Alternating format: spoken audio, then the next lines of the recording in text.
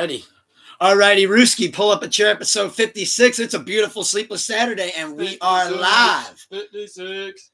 Got Super Fried Snuka back in the Thunderdome and the Inspiration Station in the home studio, pulling up, coming off the top rope. Pulling up them boulders. I identify as the one and only, the creme de la creme, the one they call him, El Tente, the ultimate motherfucking sensei, the one who, of course, taught Bruce Lee everything he fucking knows, a.k.a. Space Mountain Stoney, a.k.a. Stony Montana, a.k.a. Pale Cassidy, with the Super Fried Kid, a.k.a. Call me what you will, just don't call me broke or sad. It's Mr. Keep the Love High and the fucking Halo, baby. Always. It's a beautiful sleepless Never Saturday. thought of this. You taught Bruce Lee everything he knows, correct? Mostly. Okay, fair. I respect that. I'm gonna need a demonstration of that, like spin inside jumping kick. Oh yeah, I saw somebody said that on Reddit. Yeah, I got you guys. Did you actually? Yeah. Was that actually on Reddit? Yeah, I'm gonna do like as you were saying it. I'm gonna do like a. I think I'm gonna do like a 10-minute bit where I just kind of do like my parkour and show how. It literally just crazy dawned I on me am to with it. like call you out, not call you out, but I'm like, pretty nasty. Ask for the demonstration because you can do it, obviously. Some people actually once said that I can actually do a full double roundhouse kick, and they don't even see me move my legs. That's how quick I am. So 720. That's how quick I am. They don't even see my legs move. You kick in his face twice. I just did one right now, and you didn't even notice. Oh man! My hair? Happy to have you back. Damn. Happy to have you back in the Thunderdome, brother. Damn, dog. Good sell on that. Hey, That was like a Shawn Michaels Hulk Hogan sell from SummerSlam 03. I gotta start doing just curls with my left. Well, how have you been doing? I'm all right, Been all right. Oh, yeah.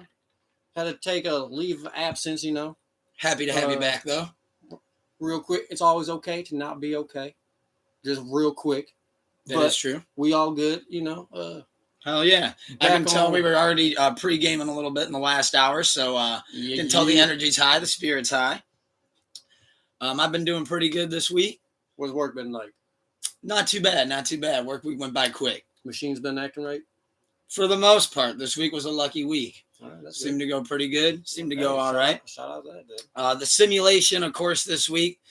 I said last week to end the episode, I said, get your bingo cards out because every week you don't know what you're about to see. And this week we had some fun stuff that we're going to dive into. Serious things that we'll dive into. Cheers, Good Brother Doom, KRS-3. What did you do? So, we were talking pre-pod about where we were going to start. I'm thinking we should just dive right in head first into the deep end of new music. Yeah. Because really, there was only one thing I wanted to mention new music-wise that came out this week. Nothing really. Did you happen to hear anything besides the singles off the Doja Cat Scarlet album? No disrespect. I don't. I think I can accurately say I've never pulled up a Doja Cat song on my own. You're not into the Doja? Just never. Yeah, not in. Yeah, not like as like I don't like her. Just never. Have you heard the records? No.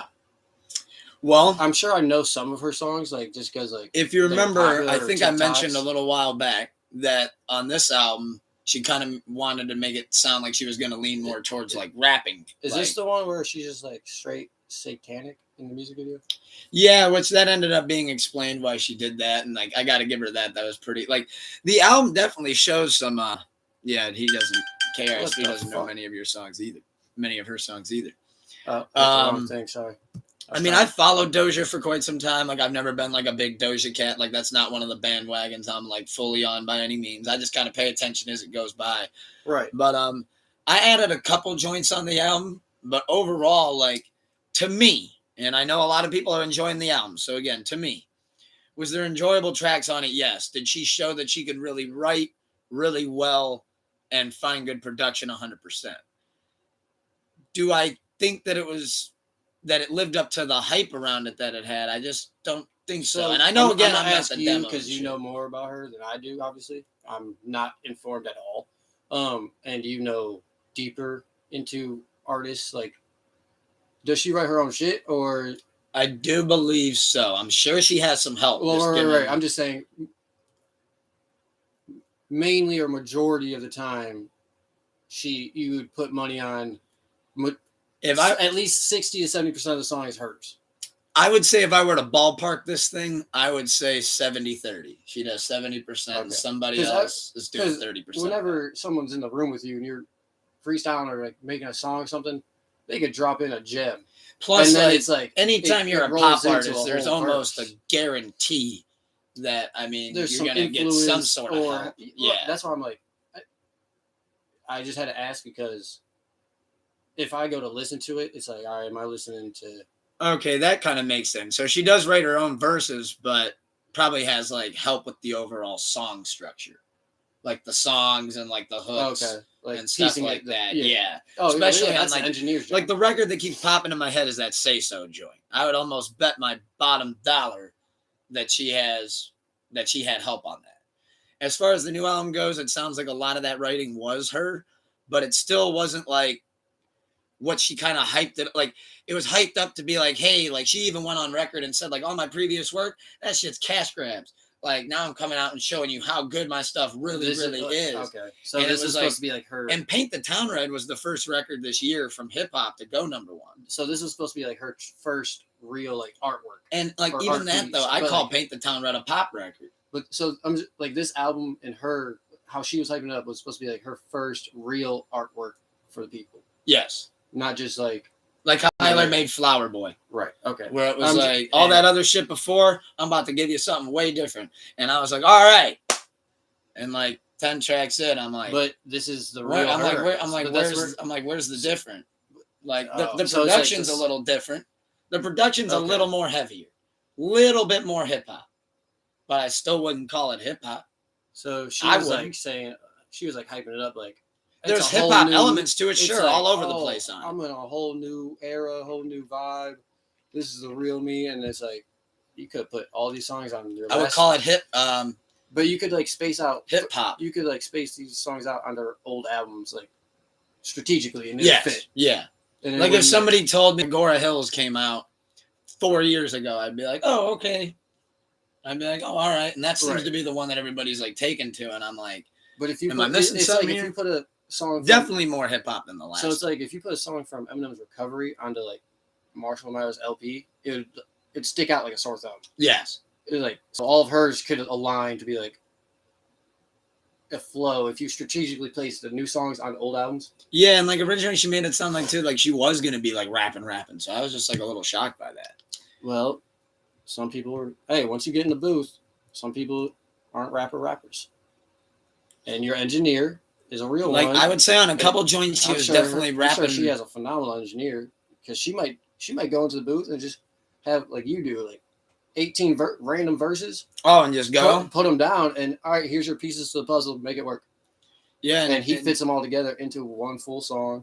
All right, these 4 of this song, take half of this for the hook. Like I also noticed she dropped like 5 singles for it. because I was like, whoa. Kind of surprised about that. The One That's a Demon lot. song is Why definitely a would you just heavy, drop a an heavy EP? record. But 5 singles. let me find the other new So releases that were came all out. those singles on this album? Yes. How long was the album? Overall, let's No, see yeah, here. how many songs? 'Cause this is And another- there's still if some This is trolling. another fucking. Like she trolls at But if the this end. is another Ice Spice thing where she put out all the shit before. No, 17 songs. Okay. Okay, that's good. All right, fair. Now, if she had 5 singles out and it was only like 9 songs, 10 songs, Then it'd be what a the little bit like whole shit. Ice Spice thing? But yeah, I mean, as far as the Doja Cat album goes, I know it was the album that people are kind of projecting to probably go number 1, based on at least the success of Paint the Town Red. But I just don't know how well Number the album's one? going to do over time. 'Cause, Number 1 though, I mean, she doesn't have in all of music or just hip hop? Or Billboard, like thinking that she's gunning for the whole number 1. I'm not quite sure who she has to beat on there. I think maybe it would be Rod Wave, I think, from last week. I'm trying to think. But no, overall though, I don't have that on as highly recommending it. But I did happen to add 1, 2, 5, 14, 15, and 17. I just thought 17 was too funny not to add. Names. But Wow. shit. The guy though that I think did though. Now I do highly recommend this album. Now I think you should check this out. This one out as well. This was called Sunday Dinner by Nick Grant. And I first got hip to Nick Grant about 5 years ago when he started off on he kicked off BET, and he did when the ciphers were still big, and he went off. And I've been following him for a while. He's kind of been one of those where he just kind of bubbles on the underground, unfortunately. Like, he's never like bloomed and like made it like big by any means. But the music's always there, and it's great music. I definitely think you should check out the Sunday Dinner album. He's got a record on there with Ransom called Art Dealer. Fucking love that joint. He's got Dope Fiend's Theme, and he's got Know Your Worth /Grapes. How do you spell his last name? Grant. Okay. Grant. I don't know why I thought you said Graham, and I thought I saw O. Doughboy dropped a new song, dropped a new record, Smack Shit. I did see that. Didn't listen to it though. Shout out to Doughboy for posting a quick teaser into sports. Shout out South, the alum. Shout out Kareem back with the Browns. Shout out Doughboy for posting. We're getting there for sure. Just a little teaser, just because Doughboy, he posted wants to bring sign back. Doughboy definitely does ride for Cleveland. Let's see who else dropped. The Faith is a Rock album dropped, which was Mike Wiki and The Alchemist. Checked out that. I thought that was pretty good. Oh yeah, the production. He's on a run right now. Truly, like, if you take this from, I'm not speaking for Luke, but I'm speaking for him. He can disagree if he disagrees. If I see Alchemist name on a song, I'm listening to it. Oh yeah, sign me up. You get the benefit of the doubt. Most of the time, it's just instant ad. But it literally automatic benefit of the doubt. Probably my favorite producer of all time. Probably. Doom said facts.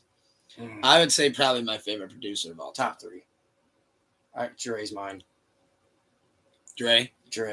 Like, I can't not Dre. Oh, all those classics. There's a lot of them. And he definitely a lot of them. I'm biased. I gotta say Larry Fisherman be another one for me. So like those. Larry, Alchemist. All right, give your 3. Fuck it. Impromptu. Let's do it. I'm going Larry Fisherman, Alchemist. 3rd, I'll go. I'm gonna do a either or. MF Doom or Tyler the Creator. Who was Wale's? Oh, Rick Rubin, actually. Never mind. Rick Rubin's Who up there. Wale? Rick Rubin 3. Who producer for Wale? I loved his shit. You didn't just put me on the spot with that. Well, I don't know it. I don't know that one either. Actually. I for sure. Mad Lib, Premier, and Alchemist, he said, for his 3. Oh, that's a good 3. Can't go wrong with Premier. You gotta love Mad Lib. I love how Wale's everything just came together. So I don't know who it is, but and then fucking who's always with Jeezy? With Jeezy. Yeah. You just did. That's another one. I'm literally just drawing a blank. That was fun, though. The Jeezy one, I know. I'm just drawing a blank. That was fun. Sometimes you got to love it when shit just comes on the fly. Blink 182, as you're looking that up, I did just want to mention these 2 real quick. Blink 182 dropped a new record, One More Time. Thought that was pretty good. Always loved Blink 182. Yeah. Especially now that they got like the whole band back together. I thought that I added instantly. I thought that was great. And then this next record I wanted to shout out real quick is from this local band of this dude that actually trained me at my previous job. He plays drums and bass on the record. DJ Drama. Oh, DJ Drama. All right. Snuka said DJ Drama. Great pick as well, by the way. Just because I was on the spot. So this dude, he plays drums and he plays bass. And Houdini's Code is the band name. And their record that they came out with, which I think is great, and I highly recommend everybody to check out by them. It's called Freak Show. Love it. And I think the hook is actually super catchy. And knowing that he played drum and bass on it, Houdini's Code. Okay. And I think that's a cool band name too. That is. But I'm still yet to look it up and see what it is. I wonder if they're gonna get. But really love that record. Highly recommend. I wonder if they get popular enough, they're gonna get hit by Houdini's team. Maybe then they'll just have to pull a Houdini. Yeah, I would. But, so as far as the new music review goes, that about does it right there. However, there is the big news in the music world this week, which most of it's actually pretty funny, I think. I just hope that it doesn't get much more serious than this because it's already kind of teetering on that. So, what Biggie say? What's beef? Well, this is actually pretty crazy. Beef is not on any of this internet. Which, by the way, where's the beef? But so thank you for reminding me of that. So the Nicki Minaj, And Cardi I'm B not up beef. to date on this, so you're informing me. Yeah, this heated back up this week, and it got pretty crazy. So it all kind of started about a week and a half ago, and I didn't think to dive into it really much last week because I didn't really see it going much further. But there was a narrative that fans are now creating that created, I should say, that Cardi B, they were like, oh, at least Cardi can, and Offset and her husband can take their kids to school because Nicki's husband can't. Is a sex offender. Yes. Sex offender. Well, somewhere in the mix. Not sure for what. Somewhere in the mix, Kenneth, Nicki Minaj's husband, threatens Offset. Well, that's not smart. But in that process, then he violates his parole or probation or something, and gets 120 days house arrest. So that's why he now has 120 days house arrest. This internet bullshit? You just got yourself house arrest for 120 But then Nicki last night on Queen Radio has a bunch of goons, and literally in the headline it said brought the goons out, and there's like 15 dudes just lined up against the wall. And they're all, these big fucking dudes look like they're strapped to the nines. That's called extra security because Nicki's kind of like flexing it like that, and it's kind of coming off like, where's this whole thing going?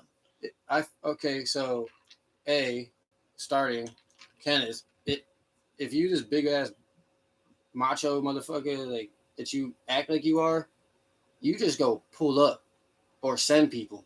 You don't even tell people on the internet it's about to happen. And see, that is the one part I'm a little foggy on, is where the threat actually filtered through. But it sounds like he tried to do it on his own time, and then he got caught, and then this all came out. Okay, so that's what I mean, is like, if he did actually try to like go approach him and like, okay, I respect that. But if you're just on the internet and like saying like, hey, bro, don't talk about me like that, like watch yourself, and just on Twitter, and that violated your parole because you just threatened somebody. Because of that's not actually his tweet. So, but whatever he said violated his parole, violated his agreement, whatever it is, for a threat. That's a serious. That means it was a serious threat. Apparently, threatened his life. So, if you only did that over online and didn't pop up on him at a restaurant, didn't have one of your homies go see what's up out in Atlanta or wherever he is at. No, it doesn't sound like this is any kind of a confrontation thing. So you a keyboard warrior and a registered sex offender. So you're not even about it. Barbs. I'm a barb. Because I plead the fifth. And for Nicki, plead the fifth. Nicki with all those dudes, that's just her saying like, I up my security, so don't try to send people.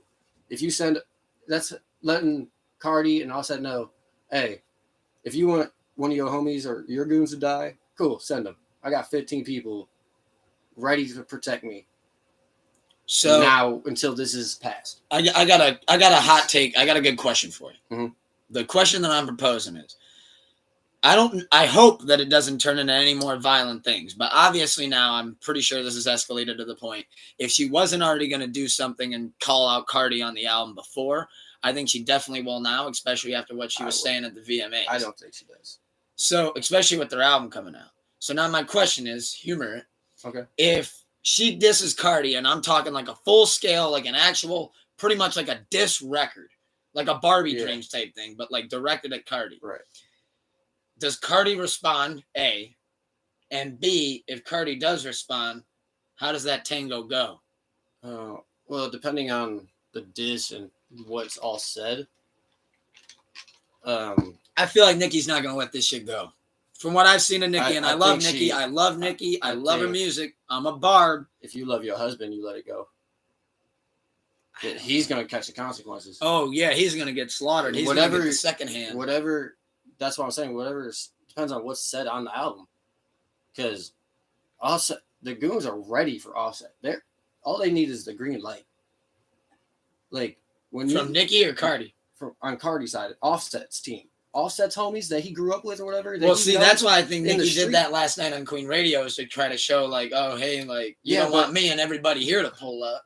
No, like that kind of thing. That's her saying, I'm protected. your husband can't leave the state without warning. We know when he's leaving. We know he's in the house. We'll show up. Especially now that he's on house arrest. Like, we'll show up with the 100-round drum. Like, oh, I think that's probably how that'll go. It's like, he said that he thinks that they'll just probably sneak this each other forever. Which I think that's no matter what. Like, I'm pretty sure at this point. I think, there'll be like the subliminal slight. Drake Kendrick, always something little. To keep both of them a little in the media still. But Nicki knows her husband is not about that. Unless he did go show up to like a music video or something or a set and like try to approach him, then I don't know that. Now but here's another thing that came out. Shit, if he's just on the internet talking shit, he's not about that. Like, Offset has people that will go see you at a restaurant and be like, here's a knife in your leg, bro.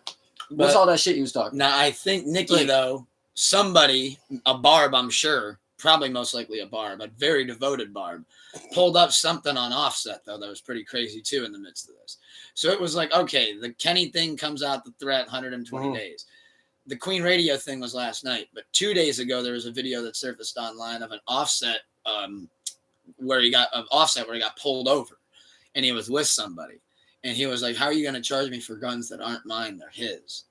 And it was like a video that made him look like, kind of like a snitch. It was only like a 15, 20-second clip of him saying that, at least the one that I saw. So I didn't have much background context to it or what the severity of the situation was. It seemed like it was from years ago, though. Right, but like it wasn't any time recent. Like, this literally looked like before the Migos even blew.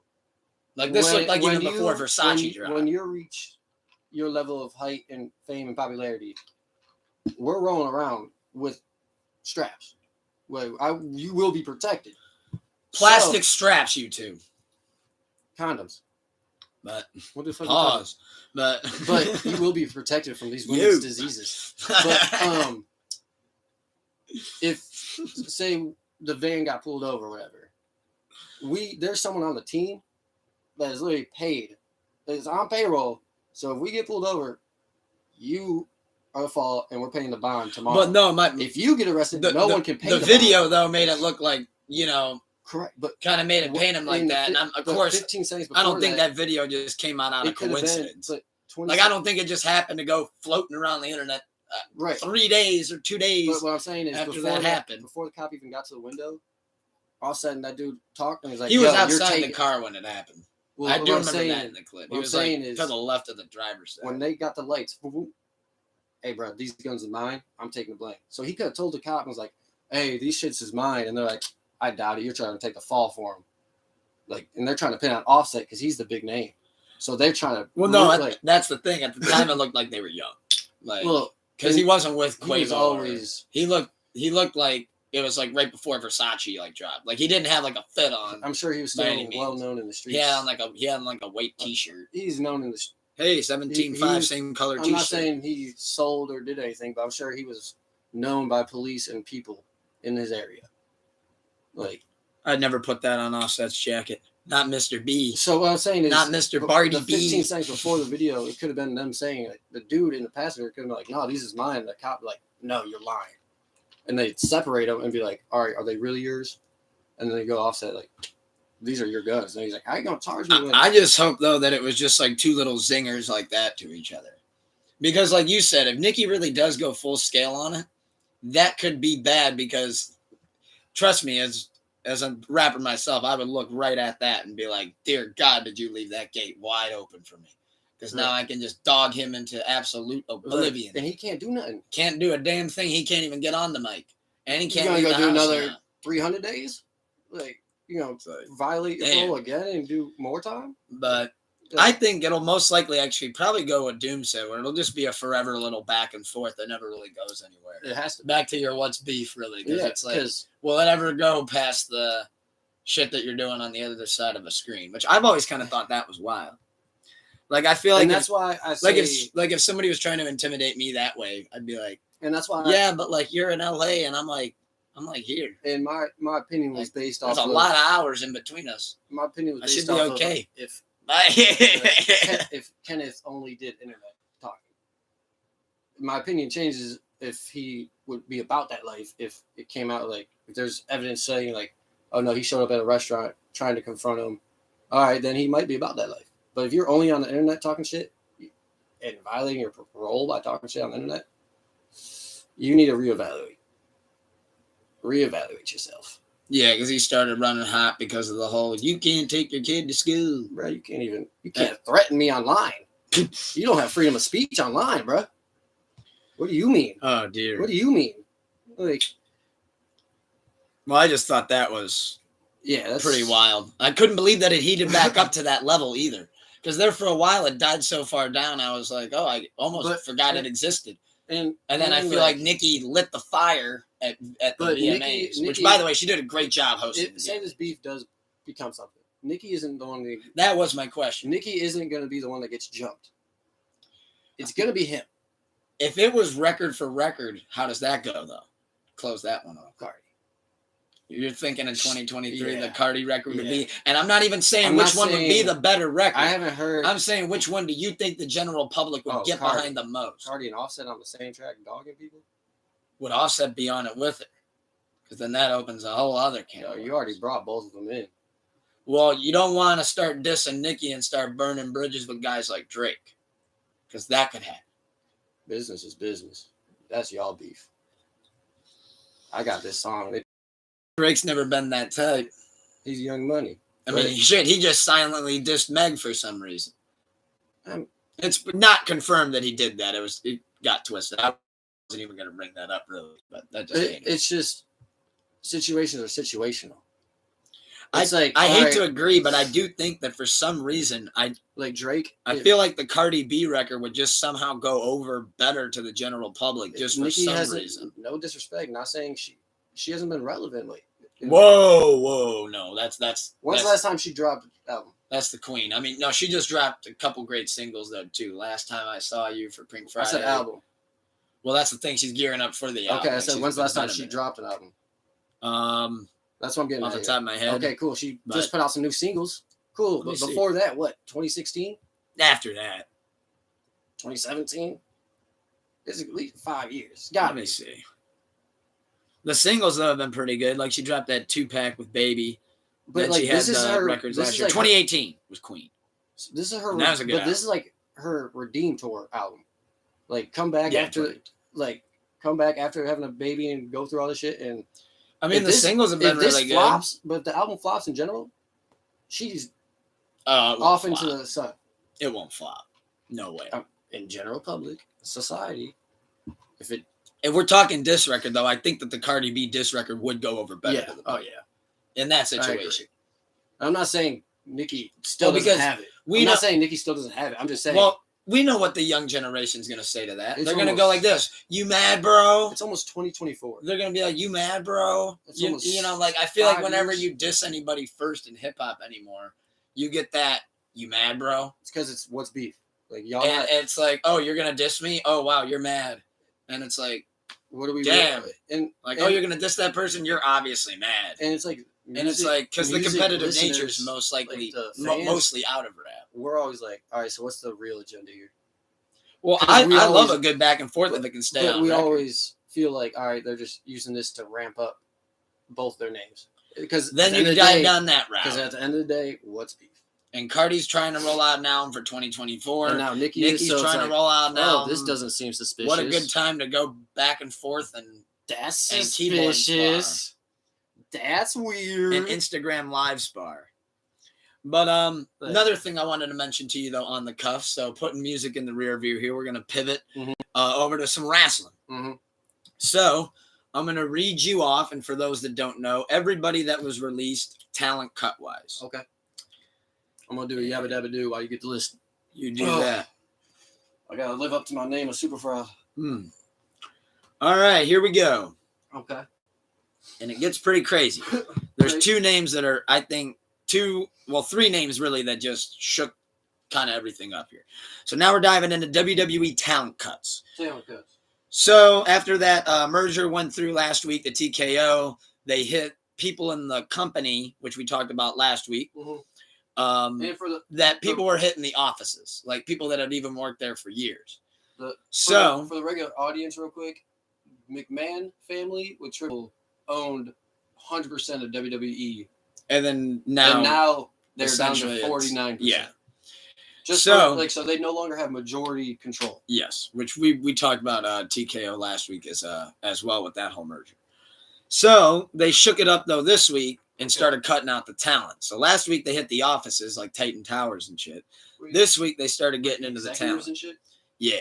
Okay. So there's going to be some names in here. I'm going to read them all off, but I'm going to read from the bottom up in like significance on the roster. I hate to word it that way, but just like their placement on the roster. So you got Brooklyn Barlow from NXT Developmental. He's kaputs. Alexis Gray, gone. Kevin Ventura Cortez, gone. Daniel MacArthur, gone. Ulisa Leon, gone. Which those people were all NXT Developmental. These are people that were in NXT, but just didn't really have much usage.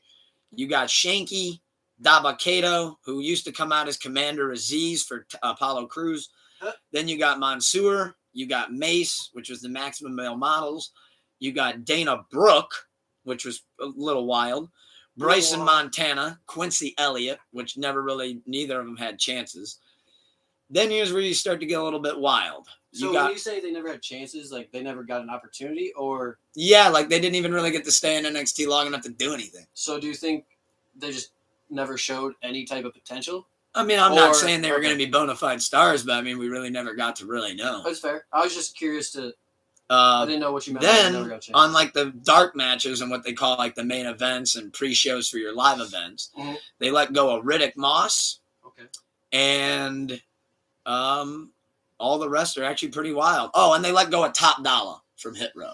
So they broke up that group again. But Top Dollar was Top Botch City. Yeah. Because that dude, remember he was the guy that flopped over the rope? Yeah. Almost hit his head on the side of the thing and broke his neck. Yeah. So they let him go. That one I actually understood. Now here's though where I think your mind's going to get blown. And for those that don't know, it's pretty crazy. Okay. They let go of Emma, who literally was so excited to go to Perth, Australia. She's like, oh, I'm going to my hometown. I'm going to my home country. I'm going to be able to perform at the Australia show. And literally an hour later after that tweet quotes and goes, never mind, just got a call and said that I was released. Oh, well. So I have like 3 trains of thought right now. No, the names For get that crazier one, though, real quick on Hurt, do you ever think that it's a play? Like, released. No. Tweet this out and you're going to show up. Like, no. Boom. Done. Okay. I'm just throwing it out there because new ownership, No, this is she's done. These people are all done. But hey, you heard it here first. If she does pop up and I mean, these people can always go to other promotions. That is the great thing about AEW. Not even AEW. I mean, she was told like, trick the people. We're putting out this list. You're not actually cut, and we're having you randomly pop up in your hometown. And like, I didn't get that vibe. I'm just throwing it out there for the 1% chance. Yeah, so but this is definitely the list gets crazier. NXT could take advantage of. Not NXT, AEW. Sorry. You hear even some of the bigger names that are going to make you go, what the fuck? Then you got Alea, which means I think cutting her from the women's division. Now that one kind of hurts because she's capable, but she's been left off TV now for months, like since the end of last year. So I guess I see why they released her because they couldn't find any storyline to do with her. Then they released Shelton Benjamin. So he's no longer tag teaming with Cedric Alexander. And I always love Shelton Benjamin. I actually have a signed Shelton Benjamin poster. He's also like 45. I met him. He still can go, though. Yeah. And like him and Cedric Alexander, I know that now Bobby Lashley, he's away from the Hurt business. But I do think Shelton Benjamin could pop up in another promotion. But so under the new ownership for Shelton, it could be, we know you did so much for this company and so much for this industry, but with your injuries and your age now, we don't want to risk it anymore. McMahon's and everything, yes. I mean, they never really used him for anything. Right. Like, I can't remember the last time he did anything significant on TV besides when he was with the Hurt business. So that's where I'm like, sometimes it's just time to let it go see where he can go. I mean, I could see him in Impact too. I could see him going there. Rick Boogs, the guy that played the guitar to intro Shinsuke Nakamura. Dang. They let him go. Wasn't he just like a manager though? He started wrestling, but if you remember at the tag match at WrestleMania, not 39, but 38, he blew out his knee because he tried to stack him He tried to lift 2 up at the same time, and his knee blew Oh out. my! He was that guy. That was like, so bad. He came back and like he re-injured it, and it I was remember just kind of watching. like. I watched that here. And then like he's came back after that, but then like now he's on tour with Elias, which that brings us into the next one. Now Elias and the next name I'm going to mention had something go on, so maybe I should mention Ezekiel at the same time, which is pretty crazy. So Elias went on tour, and he's been doing like the part-time stuff, but they still never really been able to use him on TV for anything much at all. Elias, yeah, not like, for years. What is his? Yeah, so it's like I see why they let Elias go, but right. I just find it funny that they released him and Rick Boogs now that they're on tour together. I just find that to be funny. Like, hey, now you guys can go cry together. Yeah, you're going out together. Yeah, go out together. But now these fun. next 2 names are just absolutely mind-blowing to me. Okay. They let go of one of the best performers, I think, that are so great at putting everybody over and never quite got all the credit, and he's from the great state and city of Cleveland, Ohio. They let go of Dolph Ziggler. Dang. Yeah. But and that dude could always. I mean, granted, he couldn't win him. They didn't let him win many matches as his career went on. So where I go immediately with him. He's gonna for sure land in AEW. But what do you think about him being gone? That's crazy. Yeah. That dude could work with anybody, and he was just drafted to Raw a couple months ago. Now here's the other thing. I think it's their injuries from like. Now that's the thing. Him and Shelton both had neck injuries. Dolph Ziggler, though, it's a little different. And back. So Ziggler, who been running really smooth for a while now, and even like put over quite a bit of guys on TV. Right. What the whole situation surrounding Ziggler makes his release crazy is he said that what offended him was that some months back, like I think he said in March, he asked for time off because he actually became a successful stand-up act. Like he opens for guys and does like the Laugh Factory and stuff. Yeah. And he asked for part-time and they said, yeah, no problem. Like granted it, you're good to go. He said that should run through the end of the year. No problem. Cool. When they just future endeavored him, part of the future endeavorment that he got, they said that, and with your, lack of, dates that you performed at, you're a part-time performer and we don't really want as many part-time performers if we can help it anymore. And he was like, how the fuck are you about to tell me I'm a part-time performer when I asked you for that and I've been full-time for 12 years? How dare you call me a part-time performer when this is the one time Devil's advocate. Devil's advocate here. I'm coming back as devil's advocate. I love. He did tremendous things in the industry, not taking away anything. But once he's not all in anymore. He's now committing hours into comedic stand-up to think about it. Like, if that's where I think they are more like, oh, we see you love this, but can I play devil's advocate with you? His part-time isn't like Brock Lesnar part-time. Brock Lesnar part-time is it don't matter when you come down that ramp, that crowd's gonna lose their fucking minds. If you randomly pop down that ramp, maybe not so much. You know what I mean? Brock also shows up when he can because of his body, but he gets to pop like The Rock. The Rock tore his quad off his pelvis in his last WrestleMania match. I saw that, and they didn't even reveal that for years. Fucked up his had three emergency surgeries. Yeah. So any one move now could end his whole fitness career, all of his things, all of his endeavorments he has going. I do think Ziggler will fit great in AEW, though. But because The Rock is such a big pop, they'll bring him back here and there for the pop. Dolph, it's like, you asked for this time away. It wasn't like we weren't giving you shows. Yeah, and it's not like you don't have fans, but I'm sorry, the crowd's not going to go nuts when you came to us and said, you want to go and entertain another outlet, another chapter in your life, and that's fine. But if you're not 100% committed to this business, it's not the business for you. Yeah. Or it's not the business. And AEW is really good with that part-time stuff, too. They're really good with that. Hey, you can only work at that show. So it's not great. I know Dolph loves the industry, but same with Shelton and their injuries. So you add all these in, Dolph's at least more durable than Shelton. but he still Shelton's has shoulder shot. That's a lot of SHs right there. But. So, but they both had neck and back injuries. If they have one bad move at their age, as an owner, Shelton Benjamin, I loved you. Dolph can still go. I watched y'all growing up. I love y'all.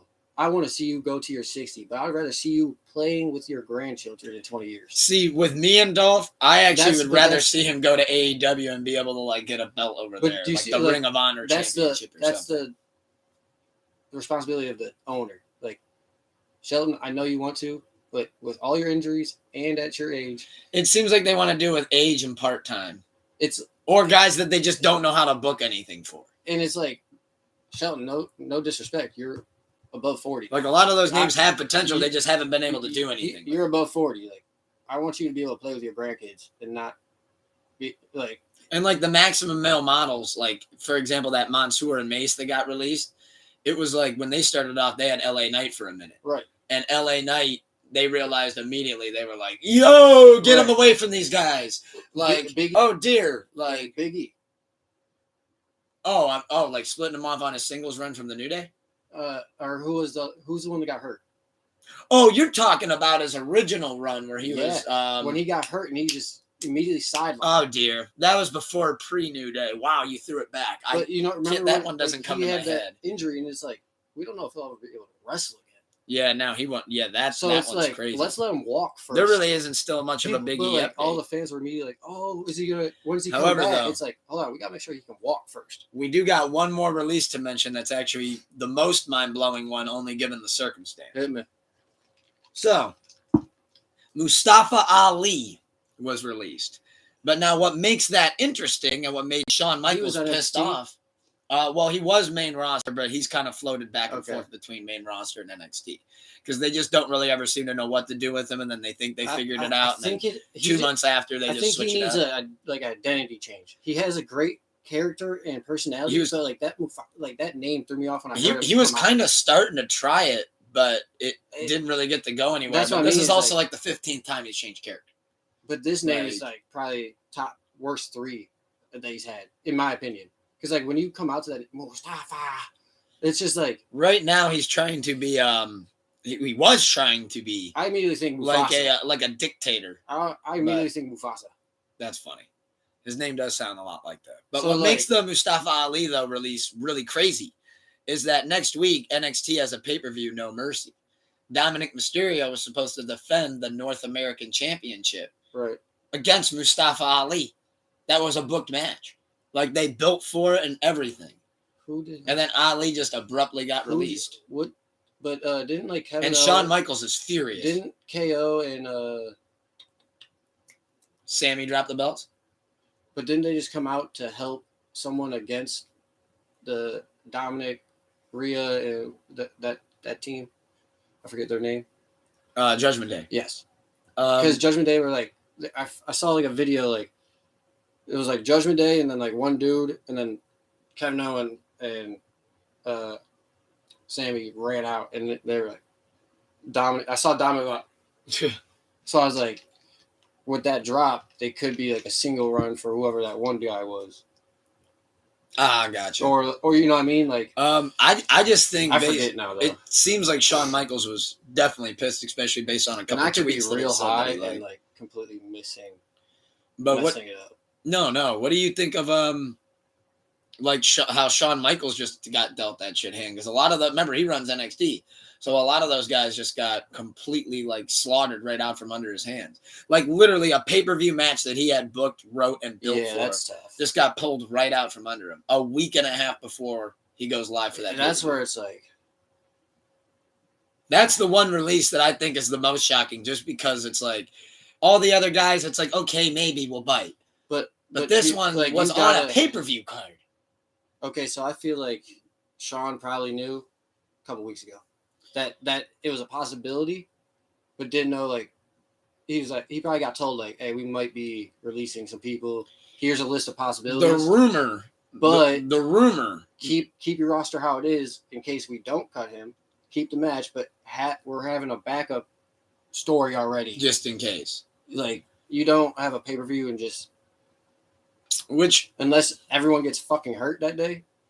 That's the only way a pay-per-view match. I'm gonna buy into the rumor a little bit, and I don't usually buy into rumors, but this is a rumor that for some reason just seems like once I heard it, I was like, you know what, that probably is the case. But again, it's just a rumor.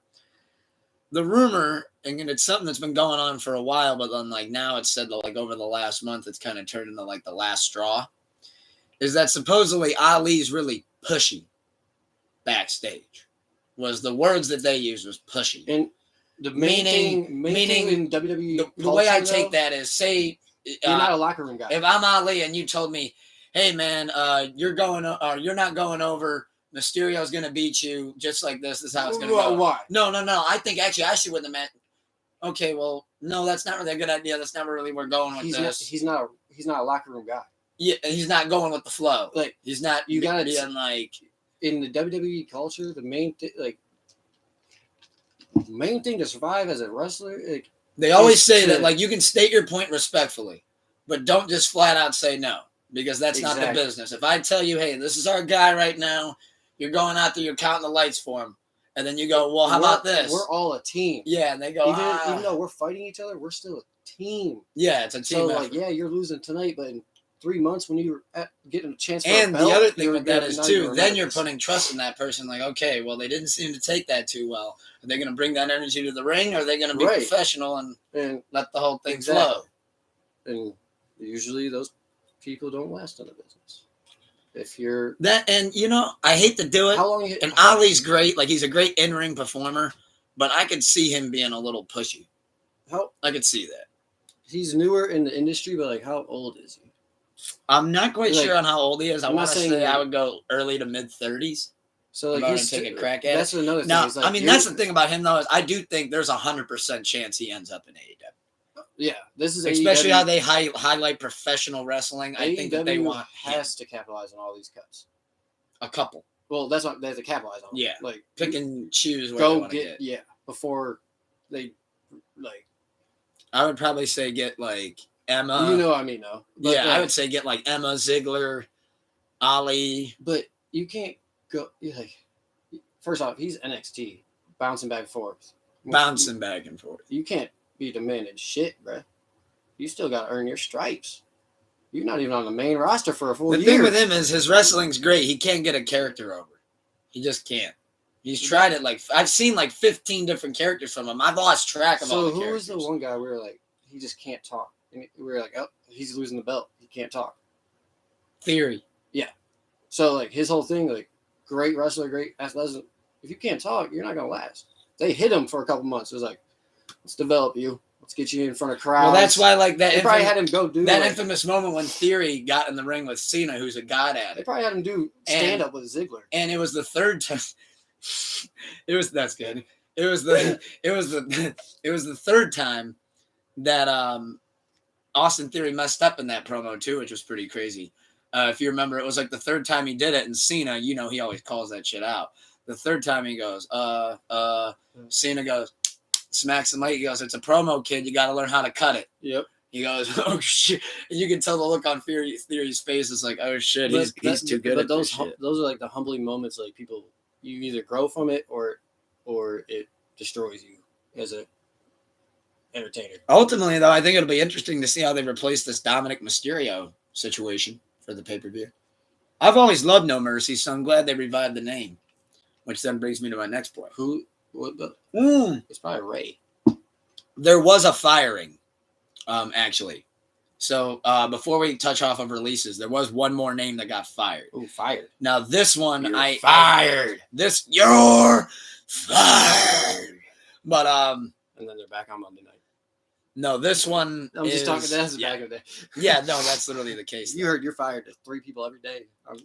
But this one I do agree with. For those that don't know, Matt Riddle has been fired and terminated. His contract was terminated by. So I mean, it was a release, but they literally worded it we have to let you go.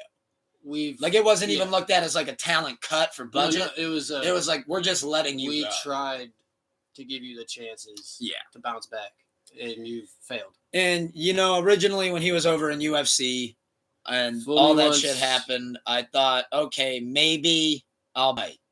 But now it's shame on me. Yeah. Because I'm Exactly. like, the dude just can't stop doing fuck shit. And you put And then- him in, like, you had Randy Orton as his mentor. So, Yeah, like, and that's what- a perfect person to, like. And the last straw for him from WWE, which I completely saw as the last straw. It was kind of two halves of the straw that made it a whole final straw. If So anybody doesn't know, he's dealt with substance abuse. yes, for a while. And they've had him So go to, he like, was at a rehabs and JFK shit. airport about 2 weeks ago, and he was Uh-oh. going through security. And then he claimed on Instagram, posted a whole thing about how he was molested when he was coming through the thing. He was inappropriately grabbed, all that. How many tabs of acid was he on? But then about 6 hours goes by, and it's like obviously blowing up on Twitter and everything and all over socials. He deletes that post. So then it's like, what the? Why would you How delete many the tabs post? of acid is he on? And then it became like, oh, wait a minute. Now this is an investigation because homeboy at the airport saying, run the camera. I never touched the guy at all. Like I did my job. That there's nothing on camera. I patted him down. And the camera was literally pointing right on him. I mean, I hate to say it, but I mean, the guy did nothing. I mean, he literally did his job. To be fair, in fact, he actually was pretty light on how he kind of did the whole thing. I mean, if so TSA has a that, so suspicion, the you guy could get immediately cavity was like, searched. "Oh no, you ain't putting that on my jacket. I didn't do shit. No way, you're putting that He's on like, my I ain't jacket." getting fired. Yeah. So then it was like, You're getting okay. fired. And then it was like everything was dropped, and Matt Riddle came out and he apologized and everything. But then a couple days after the apology and everything seemed to be straightened away, the rumors said like, okay, Riddle, all signs point to he's going to be on Raw. And then a report comes out Monday at 7 that Matt Riddle's call time was 4 p.m. and there was no sign of him at the arena. Okay. And he ended up saying that he couldn't. He said that he couldn't make the show because of flu-like symptoms. And it was after that I got COVID. now during the talent cuts, they said, you're gone. We're fired. I think I got COVID. So they fired Matt Riddle, who probably probably had the most expensive contract out of all those guys. Fair? out of the upper comers. Out of that whole list that got cut. Oh yeah, Like out of that whole Oh, list that yeah. got cut, he was. that was the one where it was like, whoa. And when you terminate a contract, you pay him out. Like it's not like a. That's what I'm saying. yeah, Like they they- just want to be yeah. like, get them off our hands. Yep. We're done. We're over. Here's all that money we told you, and get the fuck out of our business. Like you just did that whole stunt at the airport, and we're and then, letting that and then slide. you hit a no call, no show. And then you pretty much hit a no call, no show. Flu-like symptoms. Okay, like so you're. Yeah. Kurt Angle showed up after taking 20 pills in one night. I think you'll be good. Well, he also had he never had a healed neck. I don't think ever. Yeah. Like that Which is is so yeah. Like all those suplexes he did is like. But yeah, so Matt Riddle being gone, I mean, I actually don't. I hate to say it, I don't mind it. Now here's my question: You don't deserve to be in the industry anymore. does Tony Khan take on that problem? No, I don't think so. I do. That's like the CM Punk. Do you That's like think CM he would Punk. go to That's- something like a Bellator, like a under? Because obviously I don't Dana's think- not going to let him in UFC, You got- especially you- after the merger. You got to pass a drug test. No, you're not getting in. First True. physical, you got to pass a drug test. Be like, all right, and then you get into it. So what do you think's going to come of Matt Riddle?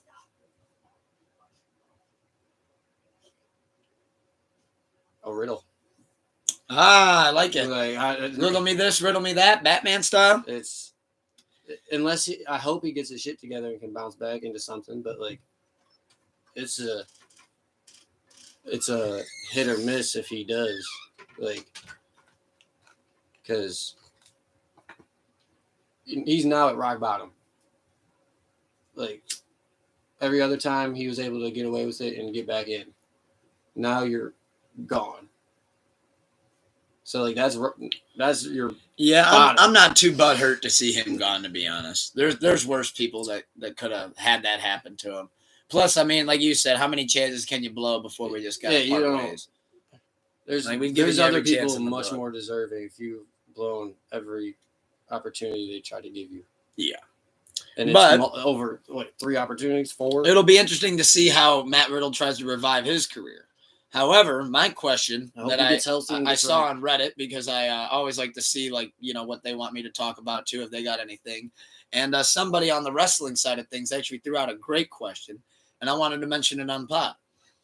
Do you think WWE should, so it's a two-parter, should And would it be cool if they brought back Cyber Sunday?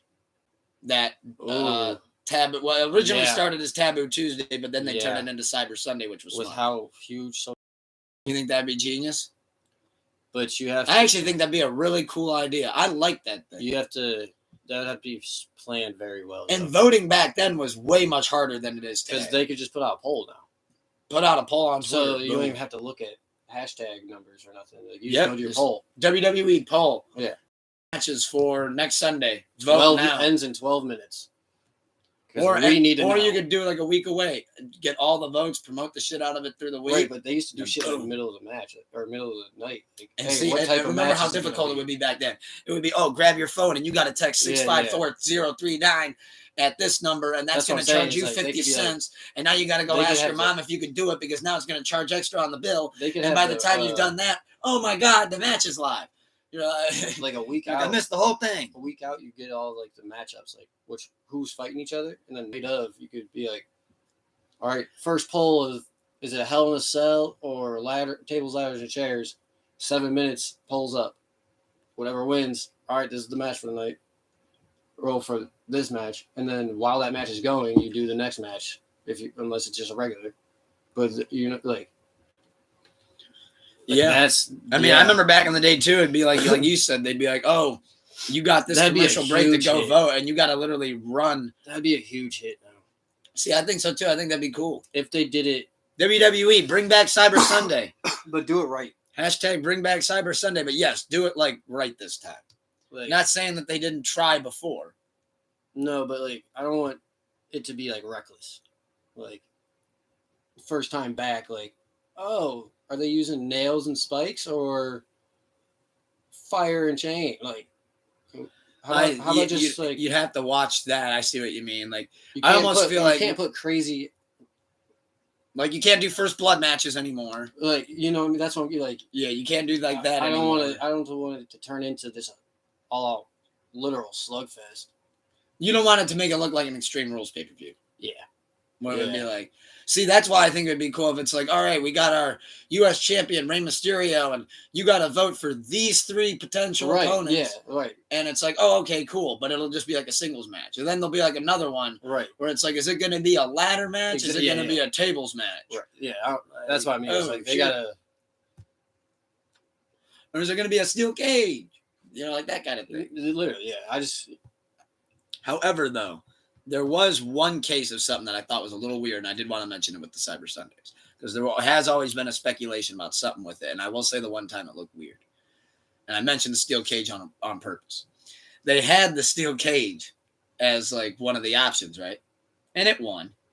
But I'm not saying the other options weren't cool, but then they didn't think it was going to win. But the thing is that when people arrived at the building, the cage was already in the air. So it was like you knew. I remember that. And the way I looked at that, we saw it on TV and shit. Yeah, and the way I looked at that was, you're not going to invest all that money that it takes to put that cage up there for a chance, just for a chance that thing's going to come down or not. Because think of the hassle it is to get the thing hung up, get everything, like that's a whole process. You're not going to go through that whole thing if you don't know beyond a shadow of a doubt that thing's coming down. Yeah. So I feel like that may have been one of the times where they kind of shifted it a little bit. But maybe they also rigged it, because if I remember correctly, it was like, here's your picks: a steel cage match, a submission match, it was like or a falls count anywhere. And it's like, well, that's the only option of a steel cage I'm going to get to see. So I guess give me that. Right. What are we in third grade or are we in high school? Yeah, it was like they wanted to do it, but they wanted to make it look like you voted for it. Yeah. I do remember that now that you brought that up.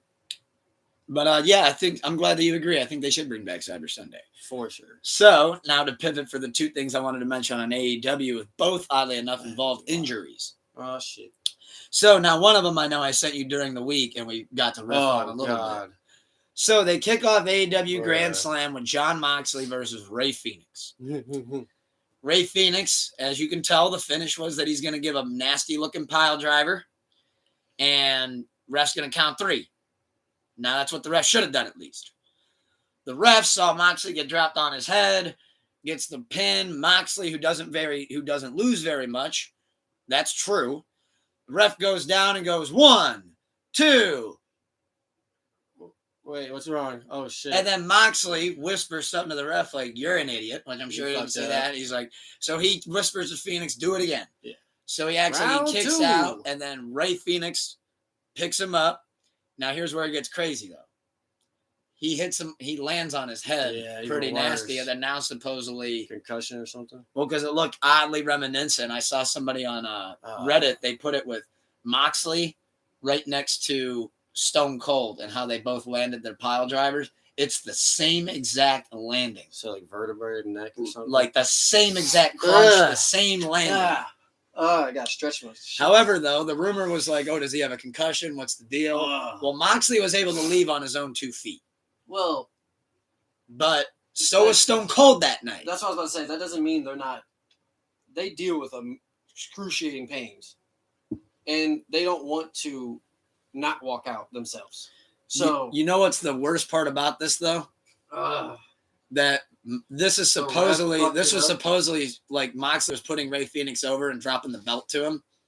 This was supposed to be his send off for like a mini vacation because he's been going so hard for him. That's crazy. And the ref made that stupid ass botch. He was fine after the first one. He was fine. Right. It was. Then they go for the second one, and that one gets botched. It's like, oh my god. And that's like we talked pre-show about. Well, actually on show and pre-show, but about The Rock when he came back to WrestleMania versus John Cena. When John Cena took him up for the rock bottom, Rock was so high up and he weighed so much he overturned just too much and he landed and he heard something pop. Yeah. And so he was like, oh, a little over rotation. In this case, though, it's like the ref, you got one job, dog. Right. And like I always say this, the worst person in the whole wrestling industry that can botch is the ref. A ref botch is bad. Especially on a 1, 2, because it makes the wrestling industry look bad. It's how bad the fake out, like the hold was. That's what got me. It's just unfortunate that he got hurt on the second one because here's the thing, though. A little tiny fraction of an inch. Now, when we were riffing about it the other day on Twitter, there was one thing that I forgot, and I've heard this mentioned before, that if you are in that situation as a ref and the shoulders are down, you can't help it. No matter if the finish even's not that, and say the guy on the mat forgot about it, you still 1, what 2, am I supposed to do? 3. You're supposed to kick. You can kick out. Because the writer's looking at it this way. If you do that, we can fix that. Yeah. We can fix that, no problem. We can't fix this Wednesday, we can have a rematch and have him win the way he was supposed to. We can't fix you holding your hand in the air for 3 seconds on a 3 count. Yeah, we got nothing for that. 1, 2. Like you can't edit that. Like the crowd saw it; it's on camera. It's AI. I'm just curious though. Are we going to see that ref back on TV? No. That was AEW. Yeah, probably. You think they're just going to let it fly? They're just going to let it fly. If it was WWE, he was on that cut list. I thought you said you're only cutting talent this week. Well, yeah, and you're not talented, so yeah, you're talented at fucking up. But yeah, no, if you're ever in a situation like that and you're the ref, you got to count that shit. You can't do that. But now here's the more wild injury that happened at Grand Slam, and this injury just looks crazy. So I didn't get to show you the clip, but maybe after the pod I can show you, and you're gonna die laughing at it. Which I'm not laughing at anybody's misfortune. He did have to go to the hospital and ended up on crutches. But Adam Cole, who is teaming up currently with MJF and AEW, their team Better Than You, baby. Well, MJF in the main event was defending his AEW World title against Samoa Joe. And Samoa Joe was just beating the piss out of him, beating him into oblivion. Well, they're in the middle of the ring, and Adam Cole comes out to because Samoa Joe's trying to choke him out. So Adam Cole's going to come out. He's going to come down to the ringside and look at him in the eyes and be like, come on, Matt, you got this. Well, what happened is that when he comes down the ramp, no one knows why he did this. So he's coming down. That's never a good thing that when he I literally stops his statement of all right, he's coming down the ramp and nobody, Why? What the fuck? All right, and then he continued. That's never a good He thing. tried to turn the ramp into the long jump. So he shoots out the back, and I mean he comes flying out the back, and he's got like the 10-pound tag team championship 15-pound belt around his around his arm. He comes running down the ramp. Once he gets about halfway down the ramp, he tries to like jump to the end of the ramp. So when he like does the long jump thing and he comes down, you see his fucking foot pop. And then he like kind of stumbles and he was about to jump to the ring. Falls into the ringside and he like smacks into the ringside real quick. Then he like tries to stumble and get up. Then he tries to run and gets like around by where the announcer table and shit is in front of this side of the ring. Sit down. And then he's like yelling like in front of Max's face, and like you see him the whole time. He's like trying not to hobble. And then when MJF wins, he gets in the ring. He's like trying to hug him. He's falling. Right. He's like standing up, and at some point, I'm like, what's going on here? Not connected. Like, but it all stemmed from what's up with the long jump. He's been watching. Like, where did that come from? He was watching those Olympic trials. Who told you to do that? He was watching those Olympic trials. Like, they do it into sand. So what makes that funny is I wanted to watch Grand Slam without seeing anything on Twitter, but I had already seen a couple things. I didn't see this though. So it's like 1:30 in the morning. I'm just taking a writing break. I'm just watching it. And I'm watching it, smoking, right? But like, and I just see him come flying out that thing and go, whoa. And I see his like feet because he didn't place his feet right at all. He's in wrestling boots, and I'm like, what like the only am I seeing this right? What was that? And then like when he's getting the ring and trying to celebrate, why do you keep standing up and falling down? Like he fell down like ankle. Twice. His ankle is disintegrated. So look, what? I gotta show you this. The thought process is just like wild. Like where you jump into like, oh, land on your feet hard to make a noise, so like it like caught people's attention. You know, like because that could be a thing. That might have been what he was trying to do. And he just messed up the landing because it's a slope and he forgot. Like, or did he think he was like a superhero and could jump from halfway to the ramp to the ringside? Pulling it up now. I got the volume. Do you know what I mean? So like, be able to see it. Wait for it. Oh, that's all. I'm showing it now just so he knows and has seen it. Let it rewind. And yeah, he like. Oh, he's just ass. After yard. He's just. I was expecting it like WWE ramp. No, like I said, he kind of like. That ramp goes straight to the ring, though. Yeah, but like he could have just went down the whole ramp. He decided to halfway through just pull up and jump off the ramp. I'm used to the ramp going to a little and have sidewalk. Gotcha. That shit went straight to the ringside. Yeah. This man dropped 4 feet and broke his ankle. But he jumped. That was a crazy jump. No, that's just ass. He's ass. He even picked his legs up. He just dropped off the ledge. He jumped like he was a Dragon Ball Z character. You know what he jumped like Goku. It looked like when people go to Menor Headlands Beach and go to the back lighthouse to jump off that back when they've never done it before. And then, but he literally jumped off a. Why did he look like he thought about it in the air? The ramp was only 5 feet high. When he I like Adam Cole too. I just don't know where this jump came from. When he landed though, it's like shoulder height, the platform. So like that's only like 5.5 feet. Like you're dropping 6 feet. You don't know how to land 6 feet, bro? You never pretended to be Spider-Man when you were a kid? Like that was... I saw the landing. I'm like, is he good? I'm like, how are you? You are not an athlete. I mean... If you like that, I was like, that I'm mind-boggled because I didn't know the ramp went straight to... He just... plopped off the side and broke. That's why I wanted to show you, so you because like I was expecting WWE like it hasn't actually came forth what it is, but they did say that he went to the hospital and leaving on crutches. He left on crutches. He fractured or broke his ankle. Oh, that's gonna be devastating. Or one of the little bones. He's been having the best push of his career right now. Or like one of the little bones in your foot. He snapped. Which I'm bad with anatomy. How do you not know how to? You've never pretended to be Spider-Man for real? Like, that's not that high of a jump. I don't think he can do whatever a spider can. I've jumped out of trees higher. Oh God! Hopefully he can spin a web of lies though as Like, to he why he's never- going to be out He for never some watched time. James Bond, Tuck Because and Roll. you can't go out like that. You never seen Tuck and Roll? I feel like they almost got to go out there and let him get put in an ankle lock or something. Make it look like a kayfabe Or injury. like backstage in the nail guns, put it through his foot for real. Like, if you're Tony Khan, is that how you'd punish him?